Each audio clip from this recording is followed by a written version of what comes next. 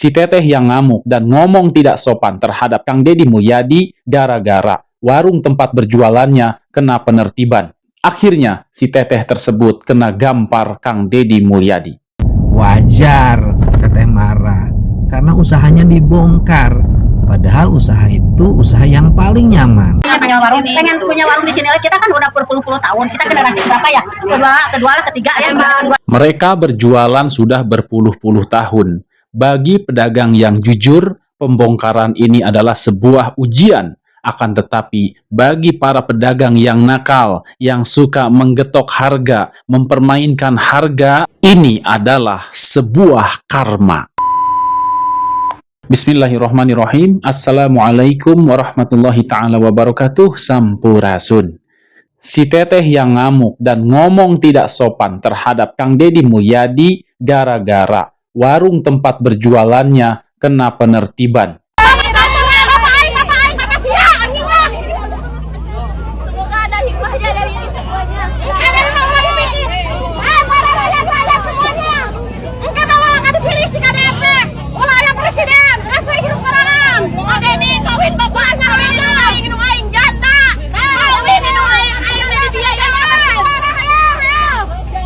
Akhirnya, si teteh tersebut kena gampar Kang Deddy Mulyadi. Tapi baraya, gamparannya tentu saja bukan gamparan fisik, akan tetapi gamparan berupa nasihat agar kita bisa bangkit, agar kita bisa mengetahui mana yang benar dan mana yang salah. Baik, untuk lebih jelasnya, kita simak nasihat dari Kang Deddy Mulyadi untuk para pedagang yang berdagang di tempat pemerintah. Dan ketika tempat pemerintah tersebut ingin ditertibkan, mereka menolak.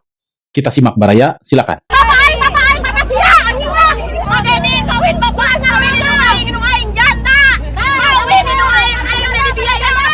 Teteh marah ya sama saya. Wajar teteh marah karena usahanya dibongkar. Padahal usaha itu usaha yang paling nyaman. Menggunakan tanah tanpa harus bayar, membuka usaha tanpa harus bayar pajak, dan itu berlangsung selama berpuluh-puluh tahun. Dan selama berpuluh-puluh tahun itu, semestinya para pelanggan menikmati kopi yang murah, para pelanggan menikmati mie yang murah, para pelanggan menikmati makan yang murah, para pelanggan parkir tanpa harus membayar uang parkir, karena di situ bukan area yang dipungut parkir oleh Pemda Kabupaten Cianjur. Nah, hari ini terganggu tentunya. Karena itu wajar kalau kekecewaannya diluapkan. Silahkan saja, karena itu resiko saya sebagai seorang pemimpin. Dan yang penting, keinginan saya dan keinginan banyak orang ingin puncak kembali seperti dulu. Gunungnya tinggi menjulang, kebun tehnya terhampar, udaranya sejuk dan bisa dinikmati oleh banyak orang, baik yang punya uang maupun tidak punya uang. Semoga kemarahan teteh segera berakhir, karena walaupun teteh melanggar, kami kan tetap memberikan bantuan untuk membuka usaha baru. Nilainya tidak besar, cuma 10 juta per kios. Tadinya mau saya bikin berbeda, ada yang besar, ada yang kecil berdasarkan besaran kios. Tetapi karena ada tekanan yang besar, harus dibagi rata, kami membagi rata masing-masing 10 juta. Walaupun tidak besar, semoga uang itu bermanfaat. Salam buat keluarga, semoga teteh bisa berusaha kembali. Hatur nuhun. Apa yang disampaikan oleh Kang Deddy Mulyadi itu benar baraya.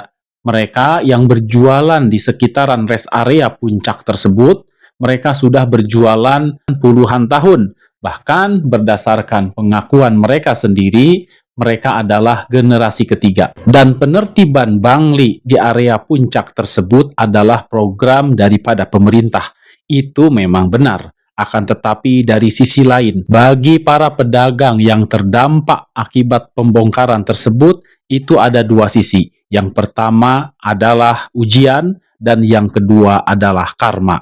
Ujian buat siapa? Yaitu ujian bagi para pedagang, bagi para pekerja yang memang jujur dalam berjualan. Ini adalah ujian bagi mereka. Kemudian, dari sisi yang kedua, ini adalah karma. Karma, kenapa dibilang karma? Bagi siapa? Yaitu bagi para pedagang yang selama ini tidak bisa menjaga kebersihan dan kerapihan area dagangannya. Kemudian juga yang suka menggetok harga, mempermainkan harga, tentu saja ini adalah karma buat mereka. Baik Baraya, sekarang kita simak bagaimana harapan para penjual terkait dengan pembongkaran area mereka tersebut. Kita simak Baraya, silakan. Belum Kita jelas, mah mau tapi yang baru penting kita mah mau ditempatin di sini lagi, itu aja. Pengen punya warung di sini lagi. Kita kan udah berpuluh-puluh tahun. Kita generasi berapa ya?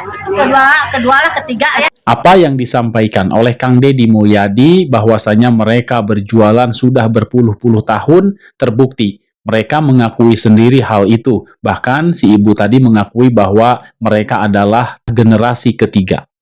buat aturan pemerintah gini-gini saya ntar turutin kata pemerintah gini-gini. Tapi kita maunya ditempatin di sini aja. Aturan ntar saya bisa berjualan lagi di sini intinya.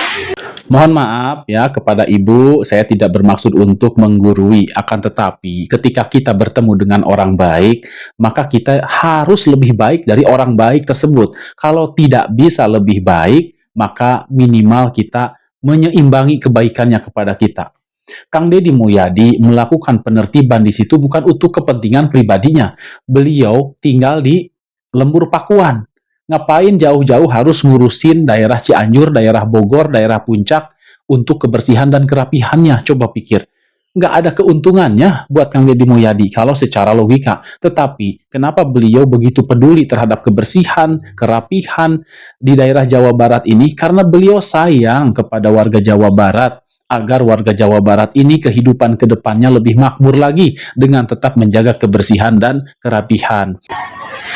Gitu aja. Ada pesan nggak ke pemerintahan Iya, daerah? kita mah ke memohon KDM kepada ya, Bapak KDM, sama Bapak kita mau Bupati, ditempatkan lagi di sini aja. dengan hati nurani. Iya kan kita soal pajak makanan kita bayar, kebersihan ya bayar, keamanan bayar. Kita apa sih yang nggak pemasukan ke pemerintah?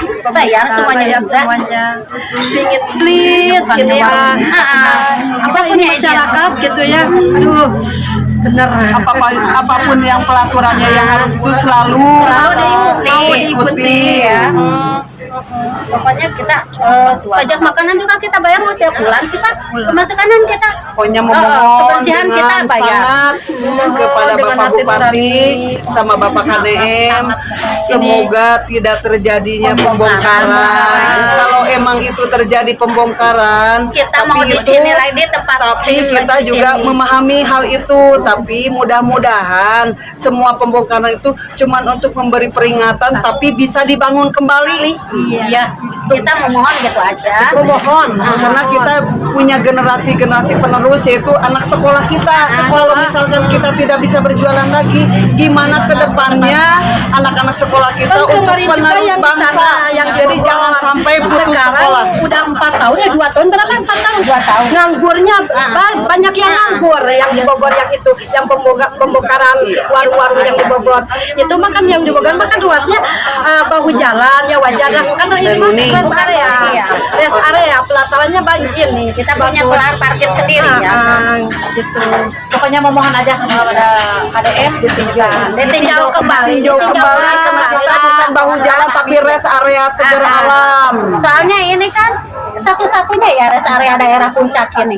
Soalnya kalau ada macet atau ada Kalau apa ya, misalkan istirahat di sini. istirahat tamu-tamu di sini. Tamu di Kalau sini. misalkan ini dibongkar sampai tidak dibangun lagi satu rawan kejahatan, udah sepi, gelap, pasti rawan kejahatan bertambah. Semua tidak ada untuk usaha. Banyak pengangguran. Pak. Kalau ini mau bukan Tahun cari kerja nggak ada. Sekarang BBM mau naik, Udah naik. BBM udah naik. Aduh, kayak angkutan kasihan juga, cuman yang narik dari karyawan yang dari sini, Pak. Dampaknya bukan kita aja yang punya warung, karyawan, supir angkot, Kan itu kayak angkut yang kuning itu, Angkot yang kuning. karyawan dari sini. Kalau ini nggak ada, udah batal. Angkut juga. Ini narik siapa? Gitu. Lama kan sih.